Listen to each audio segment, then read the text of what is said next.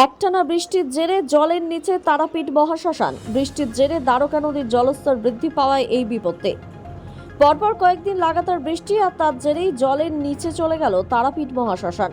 এই শ্মশানের বেশিরভাগ জায়গাতেই এখন এক হাঁটু জল। হু করে নদীর জল ঢুকতে শুরু করেছে এই শ্মশানে।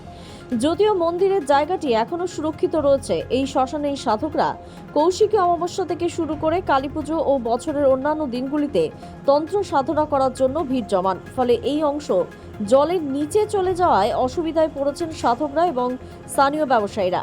প্রশাসনের তরফ থেকে এই বিষয়ে খতিয়ে দেখা হচ্ছে। এই সমস্যা সমাধানের জন্য তৎপর স্থানীয় প্রশাসন।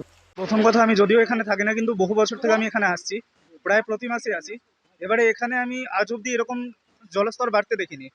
এই যে জলস্তরটা বেড়ে চলেছে, বিশেষ করে এই বৃষ্টির মধ্যে যা অবস্থা, শ্মশানের মধ্যে বেশিরভাগই সাধু সন্তদের আমি দেখতে পাচ্ছি না, বেশিরভাগই তারা চলে গেছে স্টেশনে। এবার এরকম যদি চলতে থাকে তাহলে শ্মশানে কি থাকবে না সাধু সন্তরা? কারণ এই শ্মশান তো সাধু সন্তদের, এই শ্মশান তো উপাসনা করার। এবার এই শ্মশান থেকে যদি সাধু সন্তদের স্টেশন এবং এই ধরনের জায়গায় গিয়ে থাকতে হয়, তাহলে তো কোনো মানে হয় না। এখানে বহু বছর ধরে এরকম বৃষ্টি হচ্ছে, বহু বাড়ি দেখা যায় যে জল জমে, জল আবার নেমেও যায়। কিন্তু এই সমস্ত দেখার পরেও বাঁধের লেভেলটা বাড়ানো হচ্ছে না। বাঁধের লেভেলটা বাড়ালে অনেকটাই উপকৃত হতো এখানকার সাধুসন্তরা। এরকমভাবে জল বেড়ে যাওয়ার কারণে, বিশেষ করে যে ধরনের রেটে এলাকা, এখানে নানা রকমের সাপ, পোকামাকড় ইত্যাদি আসতেই পারে। এবার সেই সাপরা যদি শ্মশানের সাধুসন্তদেরকে এরকম একটা সময় কোথাও কামড়ায় বা কিছু করে, তাদের যদি বিষ লাগে, এবার তাদের কি হবে? তাদের ট্রিটমেন্টও করাতে হবে, তাতে আরও অসুবিধা।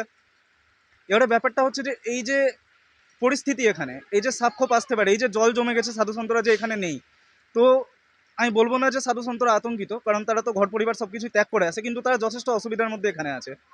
এবং সাধুসন্তদের এই ধরনের অসুবিধা ভোগ করা, এটা আমার মতো একদমই উচিত নয়।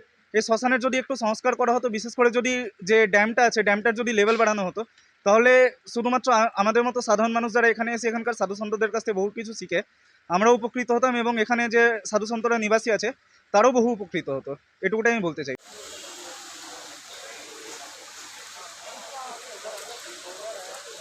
লাগাতার দুদিন ধরে যে বৃষ্টিপাত হচ্ছে, শ্মশানের অবস্থা এখন এমনি হচ্ছে, জলের একদম জল সব জায়গায়, যেখানে দেখুন জল জল, কোনো সাধু সন্তরা নেই। হ্যাঁ, কেউ কেউ স্টেশন, কেউ কেউ কোনো জায়গায় চলে গেছে, পুরো জলের তলায় রয়েছে। হ্যাঁ, তার মধ্যে কিছু জন্তু জানোয়ার, যেমনি সাপ হয় কি বিছে হয়, কিছু জলের মধ্যে দেখা গেছে। তো এত যে জল হয়েছে, আমি জীবনে এটা আমি প্রথমবার, আমি 15-20 বছর ধরে আমি তারাপীঠে আছি, শ্মশানে আছি, থাকি, যাই, চলে যাই, কিন্তু এত বছর ধরে আমি এত জল কোনো টাইমে দেখিনি। এবার কৌশিক অমাবস্যার পরেই দেখছি যে এই অবস্থা। তাতে অনেক জায়গায় ডুবে গেছে, অনেক সাধুদের ঘর ডুবে গেছে। হ্যাঁ, ওদিকে অনেক মন্দির আছে, সেগুলো ডুবে গেছে। যা এখানে ড্যামের পরিস্থিতি, ড্যামটা যদি এখানকার ঠিক হয়, তাহলে সব কিছু ভালো হবে। কেন আমরা আসি এখানে, অনেক সাধু সন্তরা বাইরে থেকে আসে, তাদের সাথে বসি, কথাবার্তা বলি, আমিও বাইরে বাইরে ঘুরি। এই মাত্র অমরনাথ, কেদারনাথ, বদ্রীনাথ সব করে আমি তারপরে এলাম, এসে তারপর দেখছি এই অবস্থা। হ্যাঁ, তারাপীঠ চুল্লি, কেন তারাপীঠ চুল্লির ওপরে জল জমেছে, সব জায়গায় জলে জলাকন, যতটা নদীতে বেড়েছে তার থেকে এখন দ্বিগুণ বাড়ছে। আগে এতটা ছিল না, আগে নিচটা দেখা যেত, আমি সকাল দিয়ে আছি।